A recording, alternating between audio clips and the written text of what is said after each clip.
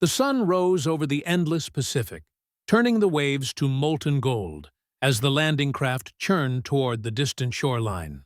Marines gripped their rifles, faces set with determination, hearts pounding against the thunder of engines and the roar of artillery from the battleships offshore. Lieutenant Jack Harper crouched at the bow of his Higgins boat, the spray of seawater stinging his eyes, and tried to steady his thoughts. Ahead, the beach waited like a gauntlet, lined with obstacles, coral reefs, and the unmistakable shapes of enemy bunkers. Every man on that craft knew the stakes. Each step taken on that sand was a step toward survival, toward victory, or toward the end of everything they had known.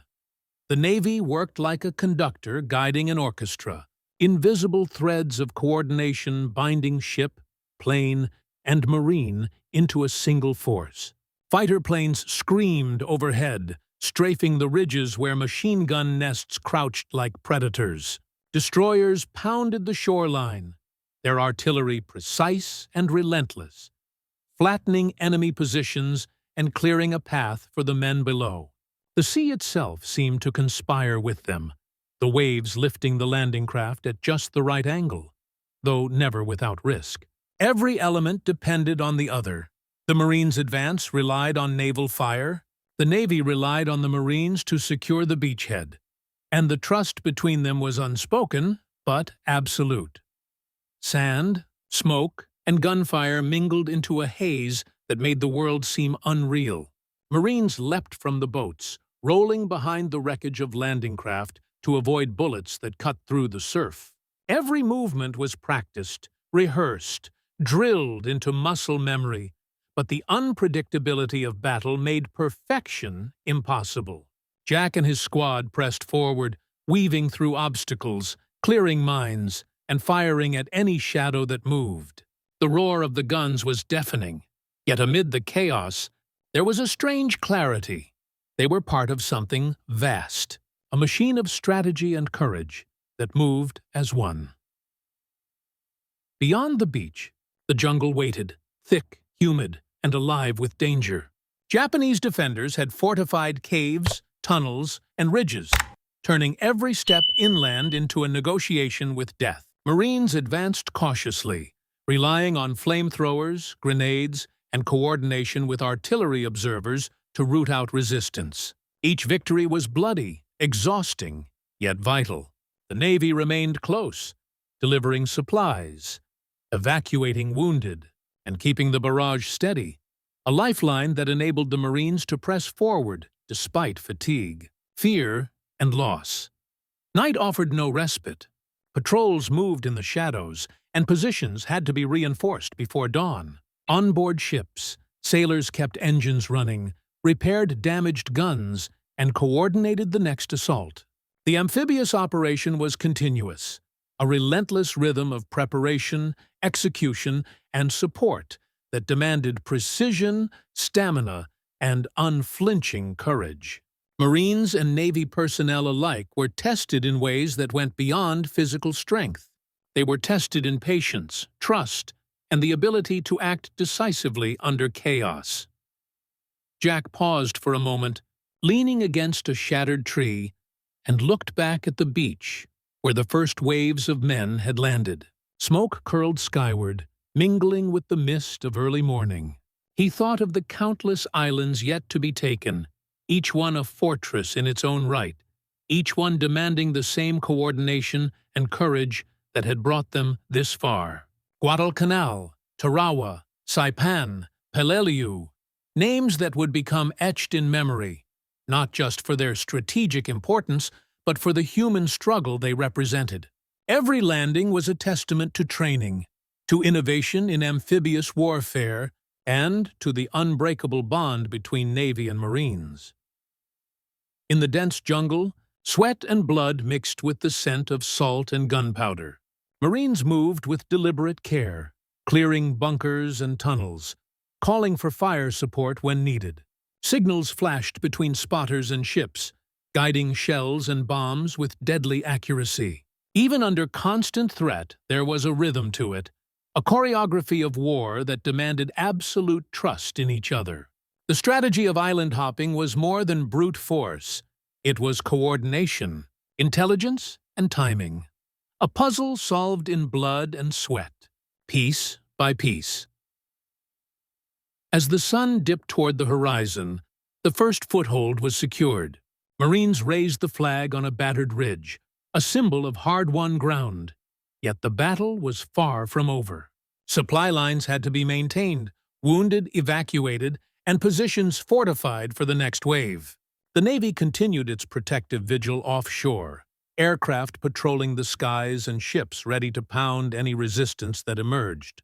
Jack and his men rested for a moment, exhausted, mud-streaked, and wary, yet alive.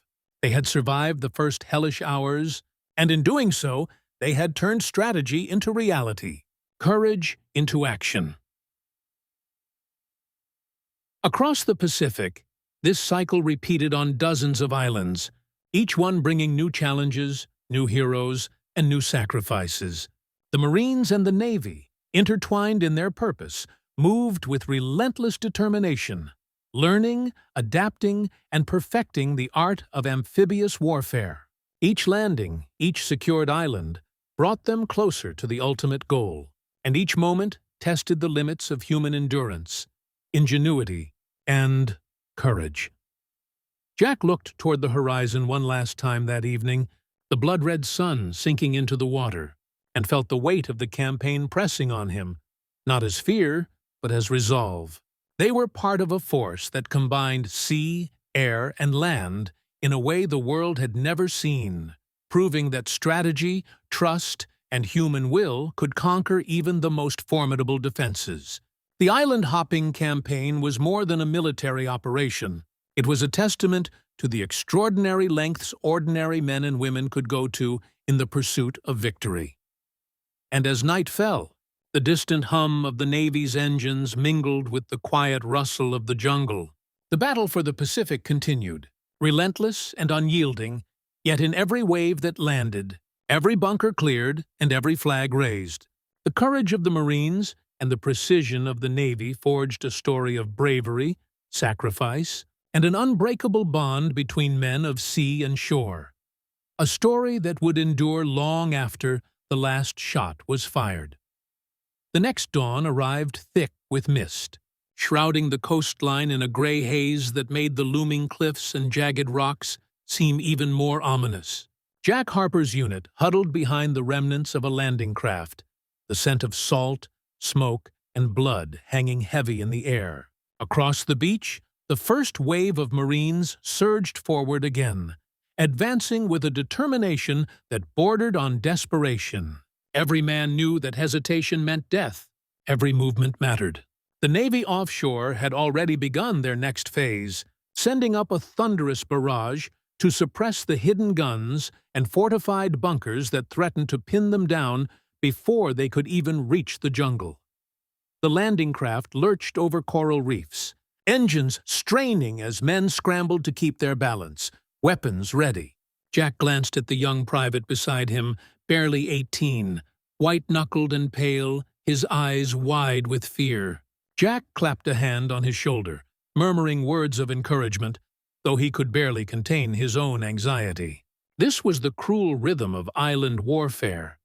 Moments of intense action punctuated by fleeting lulls, each one spent waiting, calculating, and praying. As they reached the beach, the chaos erupted again. Machine gun fire shredded the air, bullets tearing through sand and timber alike.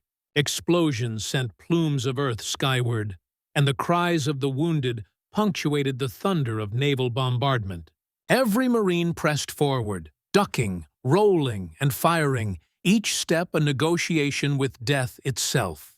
Jack led his squad through the wreckage of overturned landing crafts and fallen comrades, clearing mines and obstacles with precision honed through relentless drills. The island itself seemed alive with hostility, every ridge, every tree, every tunnel a potential death trap. Offshore, the Navy continued its delicate dance. Destroyers shifted positions to provide direct fire support, adjusting their aim based on signals from forward observers embedded with the Marines. Aircraft flew low runs along the coastline, strafing gun emplacements and forcing defenders into cover. The coordination was seamless, forged through months of training and the hard lessons of earlier campaigns. Each shell, each strafing run, each wave of fire was a lifeline for the men on the sand. Without it, the beach would have been a tomb. By midday, the Marines had secured a precarious foothold. Jack wiped blood from his face and surveyed the chaotic tableau. Wounded men being evacuated, supply lines being established, and artillery spotting the next targets. The island was still far from secure, but this small victory was the culmination of careful planning, precise execution, and trust between the Navy and the ground forces. Every landing, every assault, was part of the larger strategy. Capture key islands, isolate enemy strongholds, and leapfrog closer to Japan, using the sea as both a shield and a conduit for power. The jungle beyond the beach offered no relief.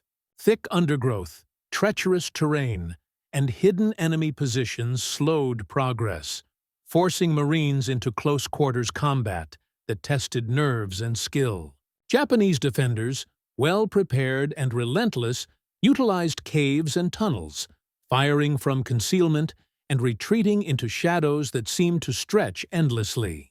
Jack's squad moved cautiously, calling for flamethrowers and grenades to clear positions, coordinating with artillery to prevent counterattacks, and carrying the wounded with what strength remained. Each step forward was paid for with sweat and blood. Each bunker cleared a small victory in a campaign of attrition.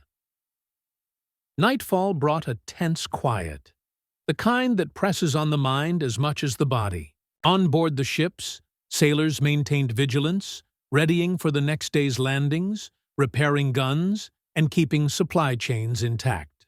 The Marines rested in small pockets, exhausted, muddy, and emotionally drained, yet aware that the cycle would repeat at first light.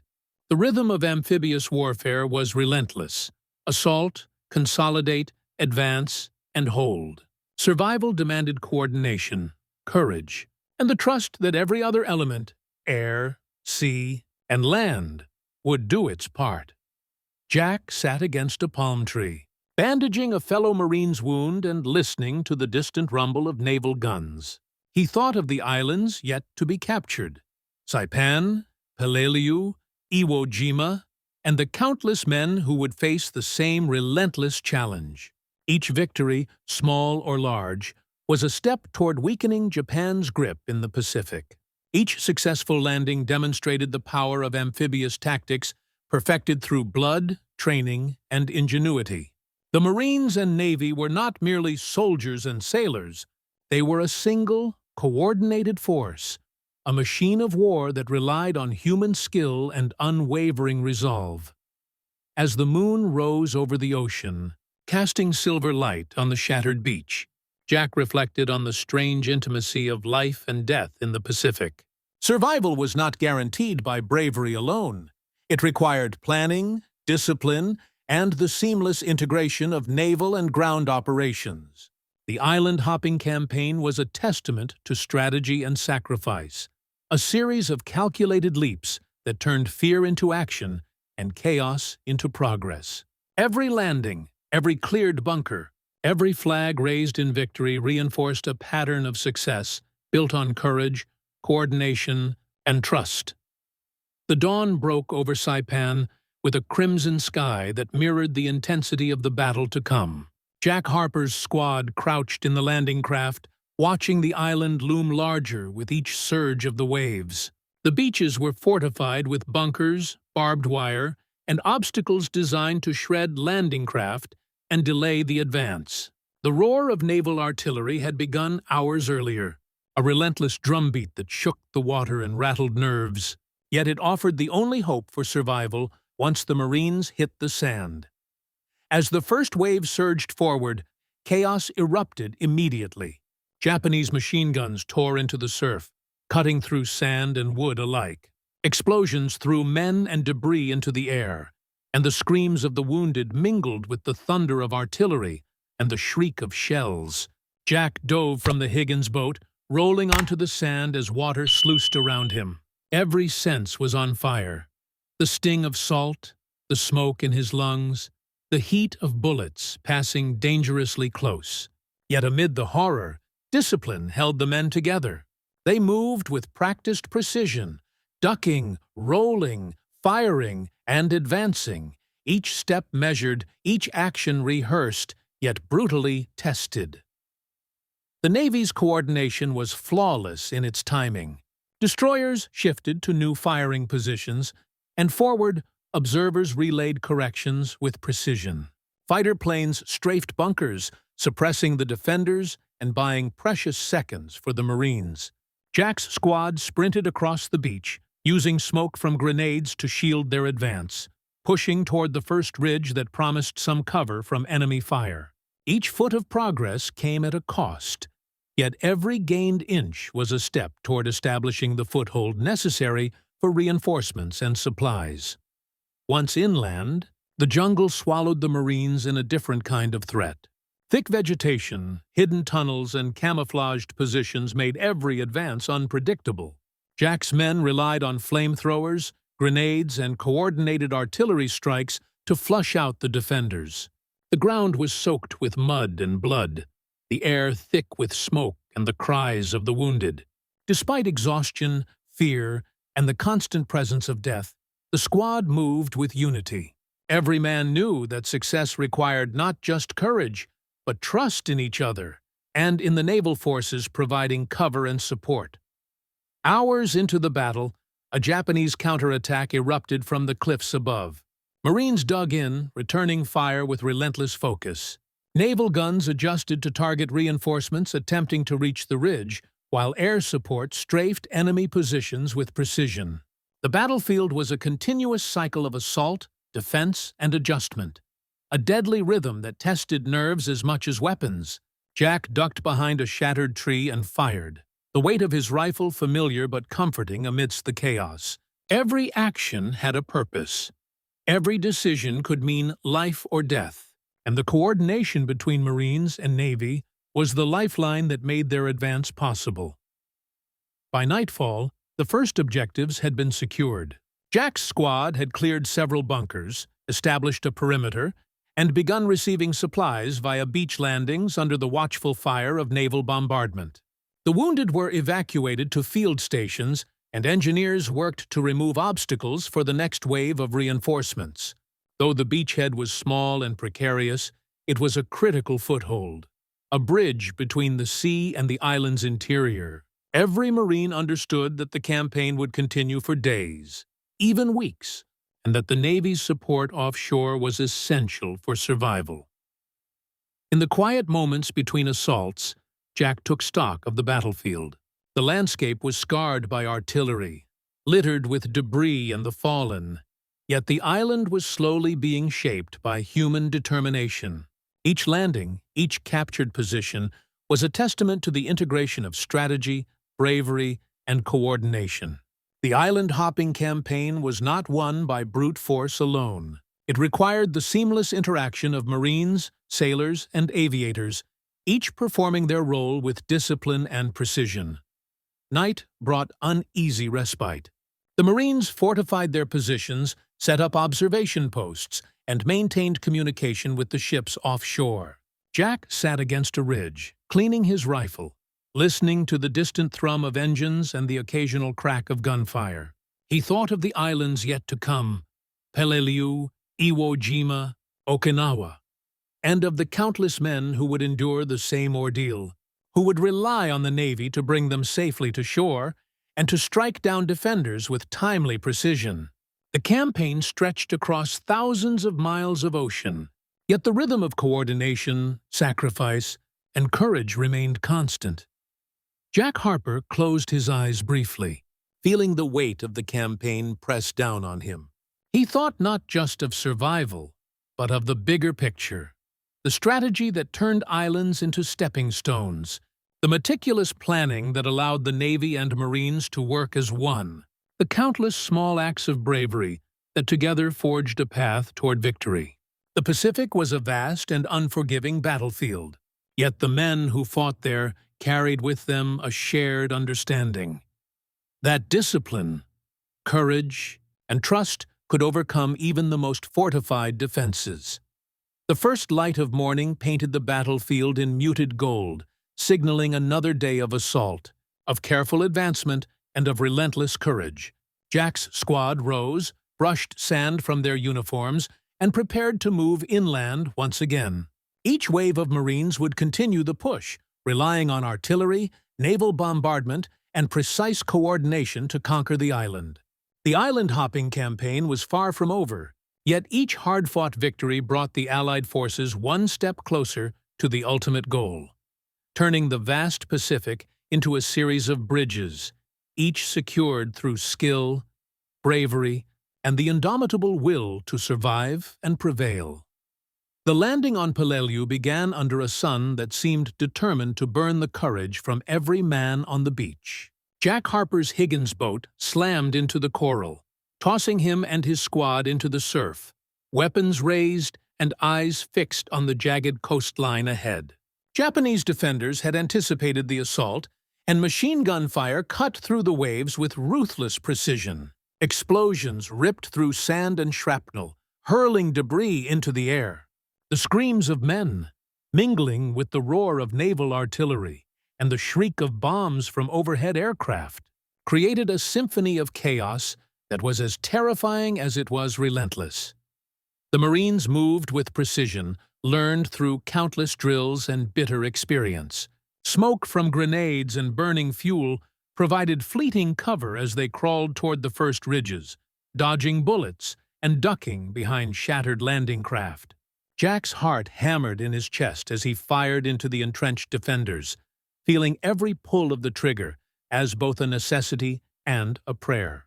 Each bunker cleared was a victory paid for in sweat and blood, each step forward a testament to coordination with the Navy offshore, whose destroyers and cruisers continued their punishing bombardment.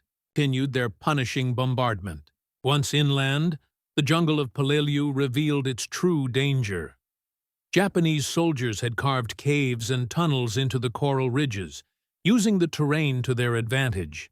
The Marines were forced into vicious close-quarters combat, clearing positions. With flamethrowers, grenades, and sheer determination, Jack's squad pressed forward, covering each other, communicating with forward observers who called down artillery to neutralize enemy strongpoints, and improvising when plans failed under fire. Every advance was measured, deliberate, and deadly. Night did not bring rest. Marines reinforced positions, evacuated the wounded, and coordinated with naval and air units for resupply and cover. On board the ships, sailors maintained guns, engines, and communication lines, ensuring that the next day's waves of Marines would arrive with support and firepower. The rhythm of the campaign was relentless. Assault, consolidate, advance, hold, and prepare to repeat. Each successful landing required trust between Marines and Navy, precision in execution, and the courage to face what lay ahead. Weeks of grueling combat on Peleliu left scars that could be seen in shattered bunkers, flattened ridges, and the exhausted faces of those who survived. Jack Harper, mud-caked and fatigued, paused to watch the coastline where once more landing craft brought reinforcements. Each wave represented hope and survival, a reinforcement of the principle that amphibious tactics relied as much on timing, trust, and coordination as on courage alone. Victory came slowly, painfully, and at immense cost, yet each captured ridge and cleared bunker was another step toward weakening Japan's hold on the Pacific. The campaign moved next to Iwo Jima, a volcanic island that loomed like a dark sentinel in the Pacific. The approach was nerve-wracking. Japanese defenses were deep, fortified, and cunningly concealed within tunnels and rocky crags. The naval bombardment began before dawn, shells raining down with deafening force to soften enemy positions. Jack saw Higgins' boat cut through the surf, waves slamming into the bow as machine gun fire tore across the beach. The first wave hit sand slick with oil and fire, the screams of wounded men piercing the roar of guns and artillery. Jack led his men forward, sprinting across the open beach toward the fortified ridges. Obstacles slowed their advance. Mines exploded beneath boots, and every bunker seemed designed to trap them in a nightmare of fire and death. Yet, the Marines pressed forward, guided by training, coordination with the Navy, and an unbreakable bond between soldiers. Artillery fire from destroyers suppressed enemy positions, aircraft strafed the cliffs, and medical corpsmen carried the Iki, wounded back to waiting ships, each action a vital part of the intricate machinery of amphibious warfare. In the volcanic ash and jagged rock, combat was brutal and unrelenting. The Japanese defenders used tunnels to strike and vanish, forcing Marines into close-quarters fights in narrow passages and caves. Jack's squad advanced slowly, clearing each position, improvising when plans failed, and maintaining communication with the ships offshore to call down supporting fire. The Navy remained a constant presence, a lifeline that enabled the Marines to hold positions that would otherwise have been impossible. Each day was a cycle of exhaustion and determination.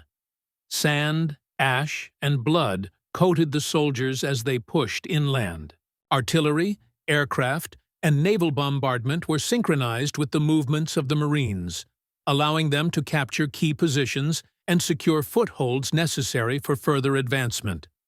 The island-hopping strategy was realized here in its most intense form.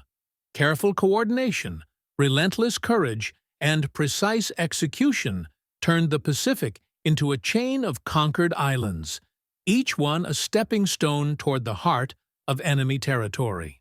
By the end of the campaign on Iwo Jima, the island was firmly in Allied hands, but at an enormous cost. The beach was littered with the fallen, and every ridge bore the marks of intense combat. Yet for Jack Harper and the men who survived, there was also pride in the accomplishment, a recognition of the seamless coordination between Marines and Navy, and the realization that their courage and endurance had achieved what many had thought impossible. The island-hopping campaign had demonstrated not just military strategy, but human resolve, the ability of men to trust, fight, and survive in the face of overwhelming odds. Okinawa rose from the Pacific like a jagged promise of finality, a sprawling island fortified with cliffs, caves, and a network of hidden defenses that had been meticulously prepared for months. Jack Harper's unit huddled in the landing craft before dawn, the air thick with anticipation and the salty bite of the sea. The Navy had already begun a relentless bombardment, destroyers pounding the coastline, battleships firing massive shells that sent clouds of dust and smoke into the air, and aircraft strafing known enemy positions.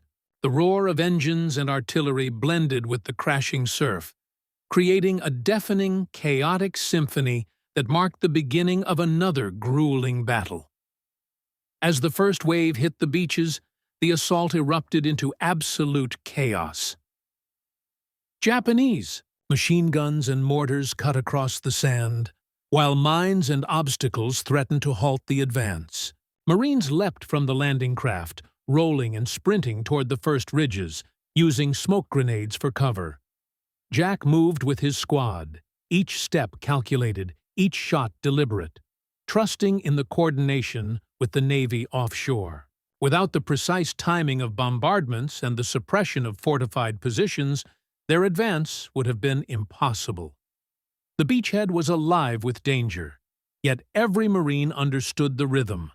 Push forward, consolidate, and rely on the integrated force of sea, air, and land to survive. Once inland, Okinawa revealed its deadly complexity. The terrain was unforgiving. Hills, caves, and dense foliage offered the defenders both cover and advantage.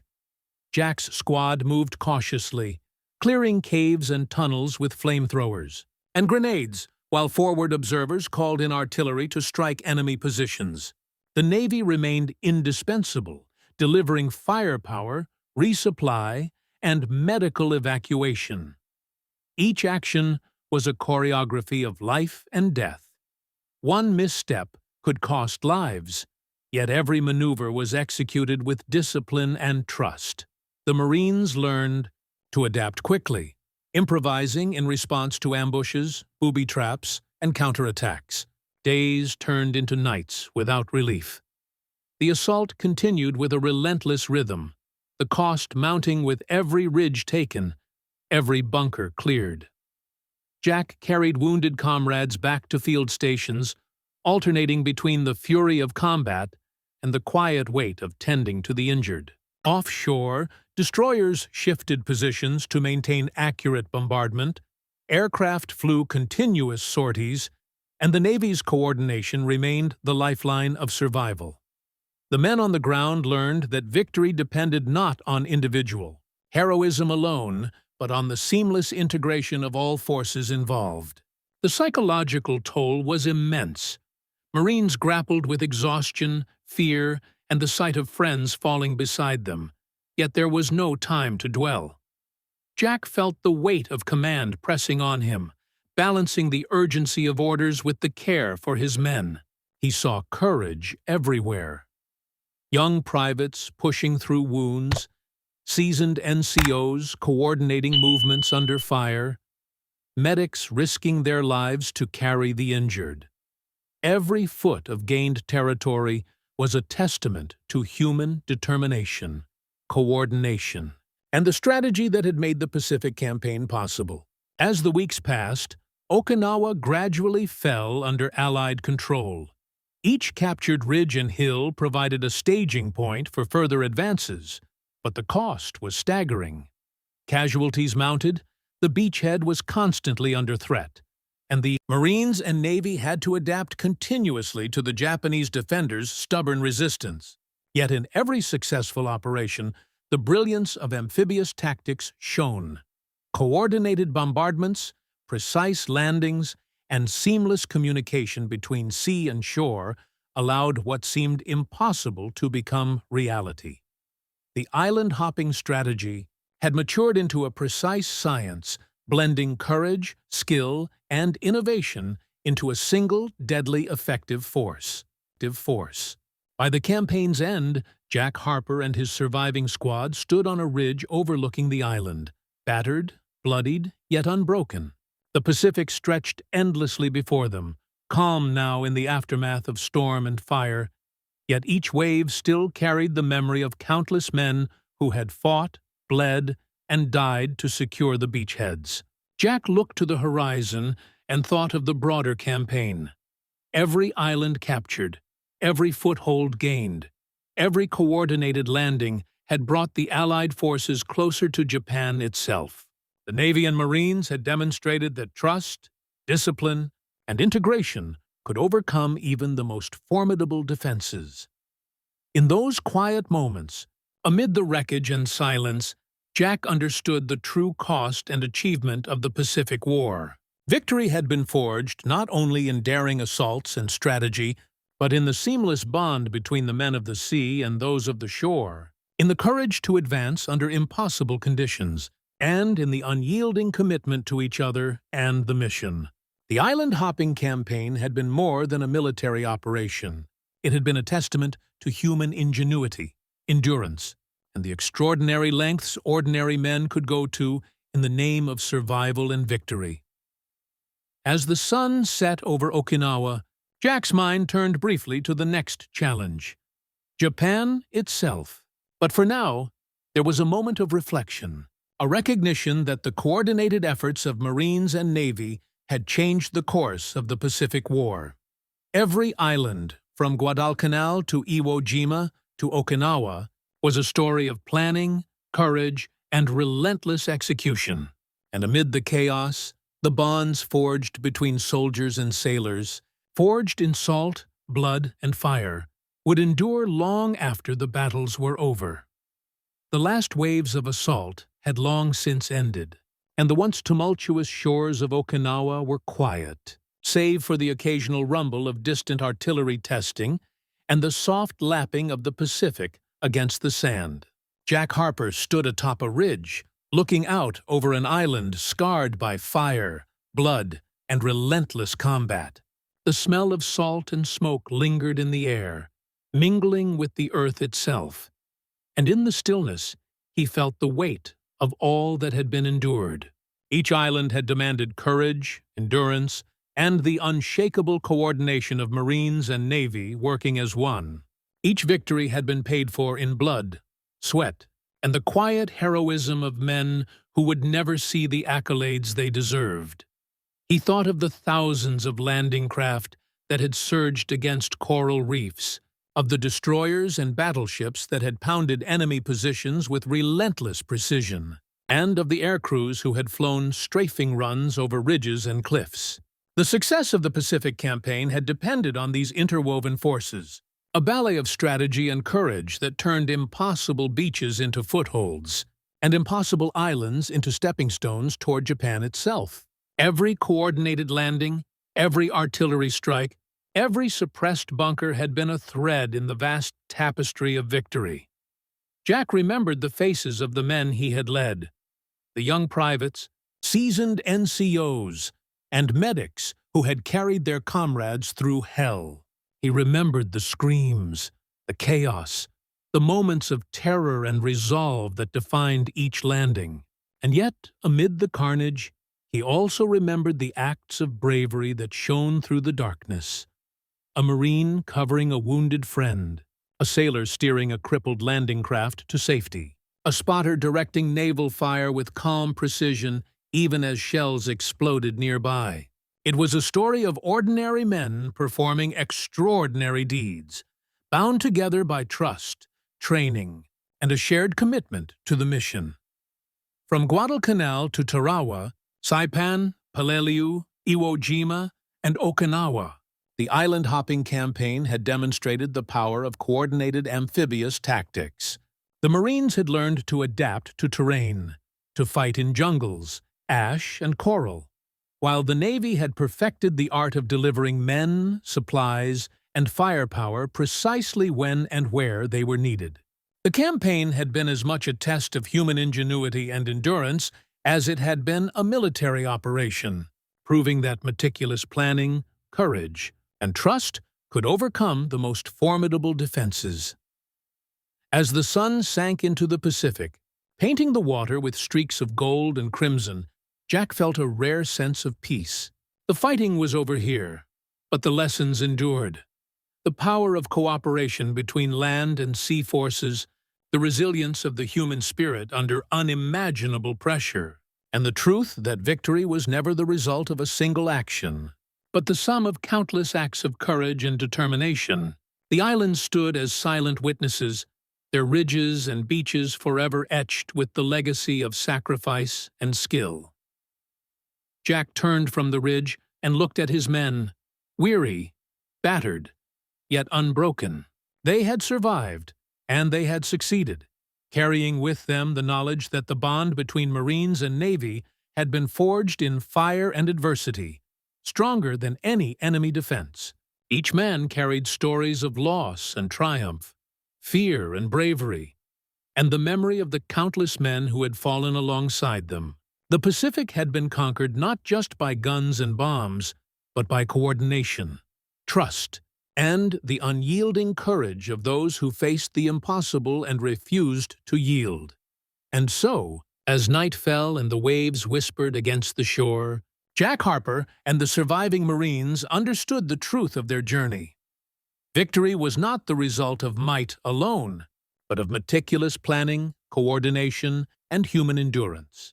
The island-hopping campaign had reshaped the Pacific, dismantled formidable defenses, and brought the Allied forces closer to the end of a long and bloody war. Above all, it had proven that when men and machines, sea and land, courage and strategy came together, even the most insurmountable obstacles could be overcome.